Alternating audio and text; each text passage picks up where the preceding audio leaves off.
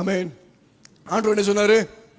நான் இன்று முதல் உங்களை ஆசீர்வதிப்பேன். ஏன் சொன்னார் தெரியுமா? ஆண்டவர் இந்த மக்கள் சோர்வடைஞ்சு போய் வீடு தேவனுடைய கோயிலை கிட்ட வந்த மக்கள், அதற்காக கொடுத்த பணம் எல்லாத்தையும் இவங்க செலவு பண்ண ஆரம்பிச்சாங்க.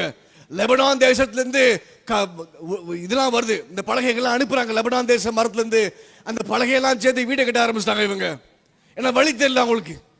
அந்த நேரத்தில் இவங்க தேவன் பக்கம் திரும்பணும் சொல்லி ஆண்டவர் கொஞ்ச நாட்கள்ல பஞ்சத்தை கொண்டு வராரு. இந்த பஞ்சத்தின் முடிவில் இவங்களுக்கு எதுவுமே செழிப்பாக மாட்டேக்கு, என்னத்தை போட்டாலும் வளர மாட்டேக்கு, மழையும் செய்ய பெற மாட்டேக்கு. அப்பதான் ஆகாய சொல்றாரு, நீ ஏன் வீட்டை கட்டு, நான் உன் களஞ்சியங்களை ஆசீர்வதிக்கிறேன், நான் இன்று முதல் உங்களை ஆசீர்வதிப்பேன் ஆண்டவர் சொன்னாங்க. நான் திருப்பி சொல்றேன், தேவ ஜனமே, இன்னைக்கு ஆண்டவர் உங்கள்ட்ட பார்த்து நான் இன்று